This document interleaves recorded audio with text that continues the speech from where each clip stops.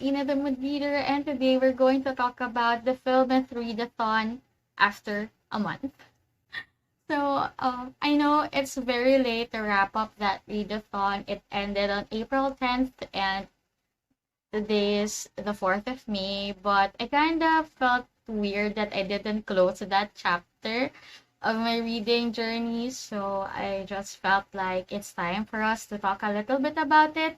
First of all, I'm sorry. I know I promised a reading vlog and I had a little bit of it anyway, so I started strong, and then the mood reader in me was also a mood vlogger, so I didn't get really to vlog any of the other reads. But and also I wasn't able to stick to my original TBR because I was a little bit busier. I had to make some adjustments so I could be able to finish the readathon. And also, I'm sorry if I'm wearing my pambahay today. Also, if the audio quality is not the best, it's very hot right now, as always in the Philippines, so we'll make do.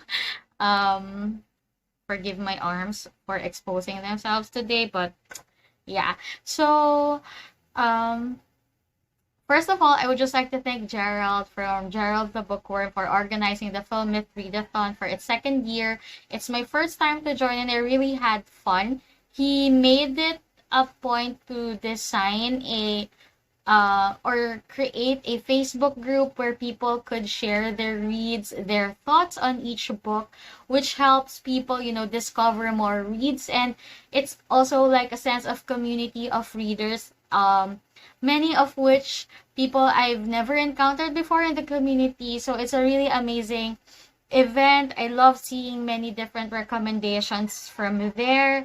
And also the challenges are quite fun as well. Yeah, so let's all congratulate Gerald, and I hope that this tradition will continue on until next year. So excited for everything Gerald has planned for us. But yeah, I'm very happy because I was able to get all the badges for this readathon. I have finished it. The 7 prompts with 7 books. So I was able to reach the Inaginid badge, which is appropriate since I'm Ina. And it really surprised me that it's the same spelling to my name. So yeah, that's awesome. And anyway, let's just go on and head to the books I was able to read. I'll just talk a little about them because I would also be sharing my thoughts on these books on my monthly wrap-up videos. I actually talked about some of this already, so yeah. Anyway, let's just do it. So for the prompt, Black Lady, I read Dwellers by Eliza Victoria, and I'm so happy that this readathon pushed me to search for a black covered book by a POC author who is a woman. So I don't have exposure to a lot of that, and then I saw many readers choosing Eliza Victoria for it, and many were going with her other books, and I didn't have time to buy anymore, and I searched on Scribd, and that's where I discovered Dwellers. So Dwellers is a speculative fiction. It is actually unlike anything I've ever read before, and Eliza Victoria has this amazing writing style. I was so happy to stumble upon that book. It moves around the concept of body snatching or body dwelling, wherein your spirit can transfer to another body, which would technically allow you to live forever if you'd like. So that's a really interesting concept, and this book touched on it with a past and present storyline, while also giving you mystery thriller aspects in the book. So I just loved everything about it. I wish I can stumble upon a physical copy so I can have it on my shelves and be able to read it in the future. So that's our first prompt. I also read Vintage Love for the Duende prompt because I have a small copy. here somewhere on my shelf, and it's a romance class book.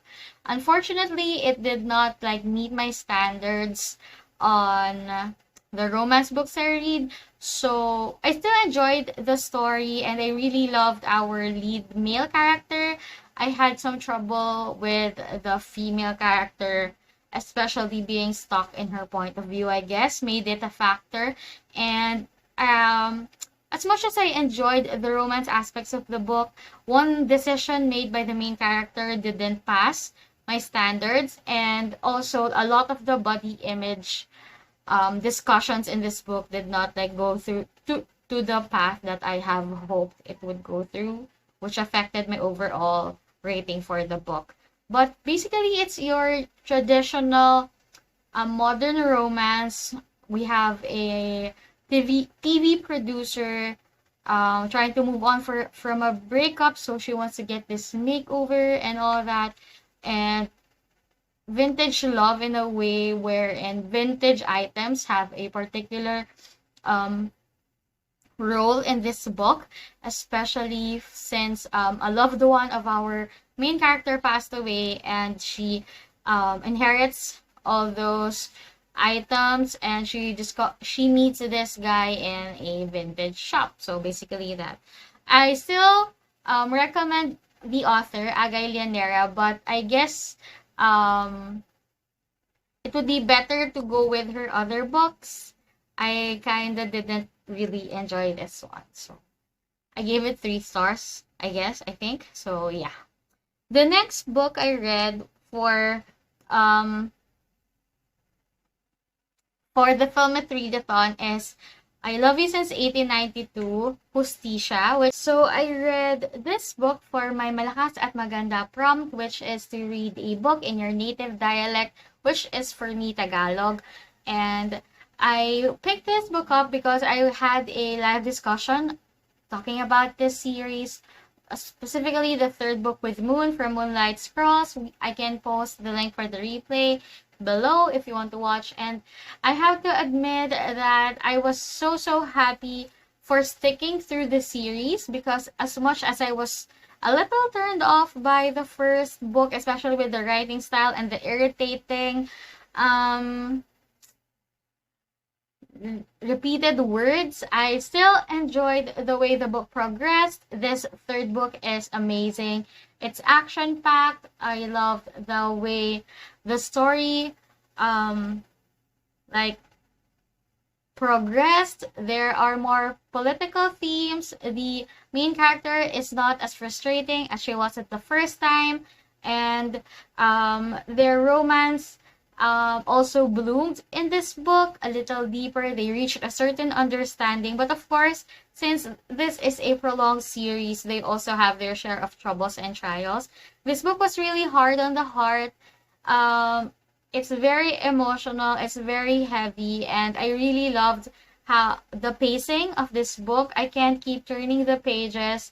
And yeah, for those people who gave up on this series, because of the first book, I really suggest that they try out pursuing the series, because it's really worth the wait. So this book I surprisingly gave it 5 stars. So that's just how much I loved the story. So yeah. Next, I read a book for the Maria Makilling prompt, which is a book with a beautiful cover.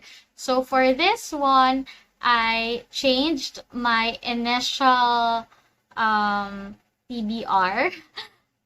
I was supposed to read a different book, but I was short on time, so I had to mix up my April TBR to the readathon TBR. And since my main goals were to read to pick up the arcs that I already have, I had to read a Perfect on Paper by Sophie Gonzalez.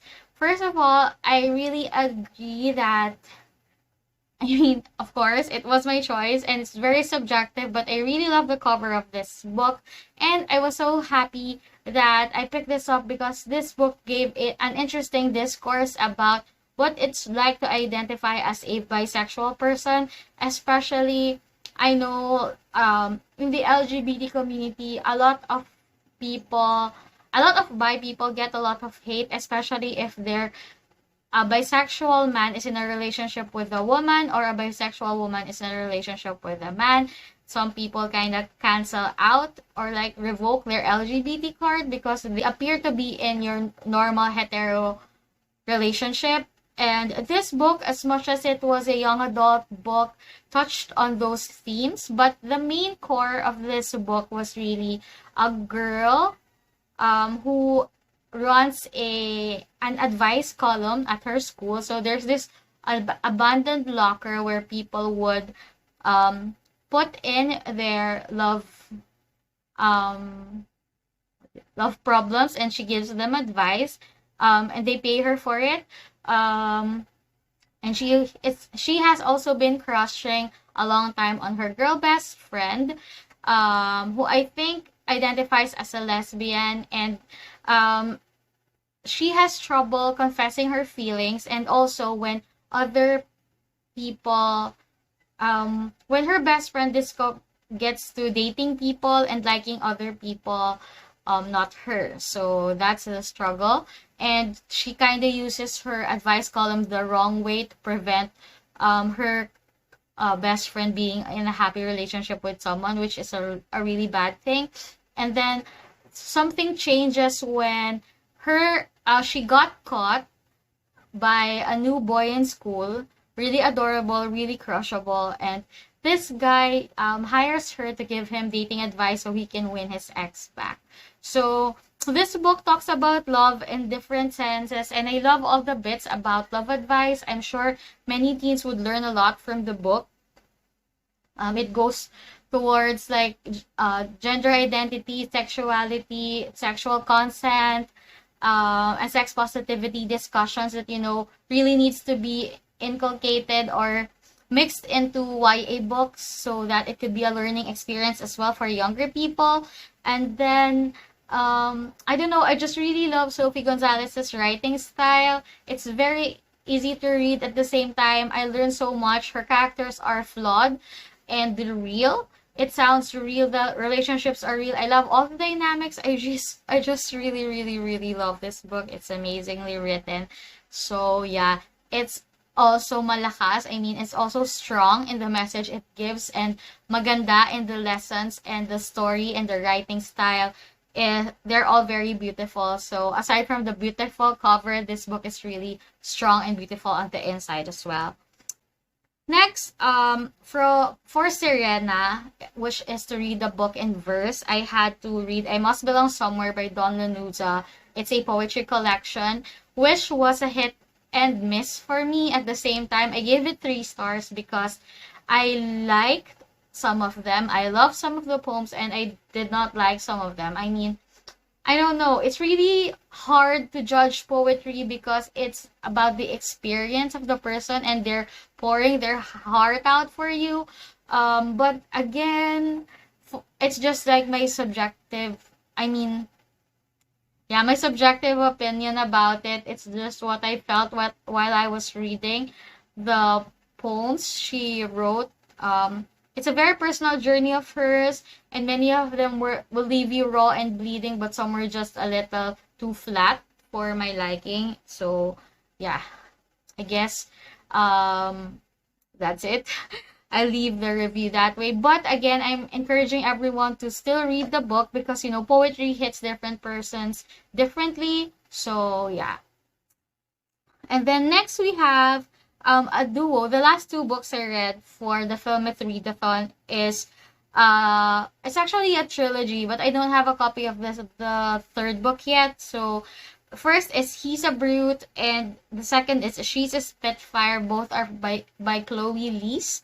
And I read He's a Brute for Manananggal because we have 2 POVs from the 2 main characters, and San Telmo because the She's a Spitfire title has the word fire on it.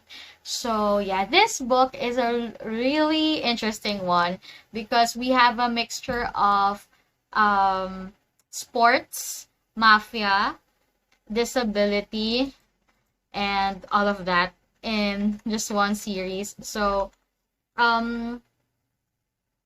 I rated the book 4 stars, both of them, because I really love the writing style of the author. She gave us a strong, independent, powerful, decisive female character.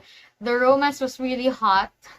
It's very steamy, and I haven't read much books on characters with disability, especially in romance, and the author did an amazing job at it. In a way that it wasn't preachy, it wasn't like a sub story asking for pity. It showed people with disability owning up to their strengths and embracing life, living it spectacularly in their way. And though she showed also the backstory, the regrets, and how these disabilities affected our main character's life, it also showed how she was strong enough to pick up the pieces and um, fight for her life and trying to continue on her story and finding a different way to pursue her passions, since she has to move things up and change things up a bit. And I also love how their characters fell in love with each other. Um, their banter is amazing, and at the same time, you get very soft and sweet moments aside from like their banter, their play fighting, and their love for each other shown through as the series progressed. They have an amazing set of main characters as well. There's a lot of action and a little discussion on the mafia.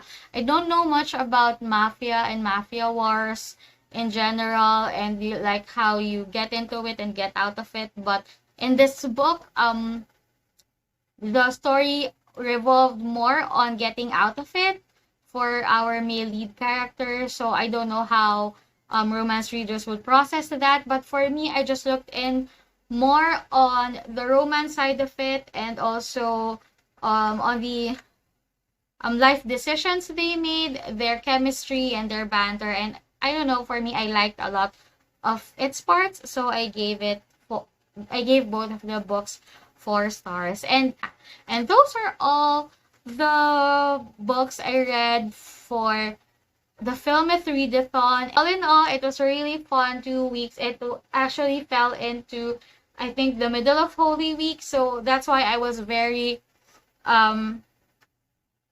excited about getting to read more. But this year, my Holy Week turned out to be a Netflix marathon with my family. We had a lot of fun, though we had to stay at home. So, though I didn't get to read as many books as I originally wanted, and like the thicker fantasy, like brain challenging books that I was hoping to read, I still had a lot of fun. I was able to squeeze in all the books I wanted to read, and all in all, I guess it was a successful experience for me. So that's it for my philmyth readathon experience. And if you also joined the philmyth readathon, please let me know your wrap-up posts or your wrap-up videos so that I can watch them. If you have some readathons coming in the future that you're interested in, please let me know in the comments below, and I might take part on them as well. So yeah, see you on the next video. Thank you for watching until the end. Bye!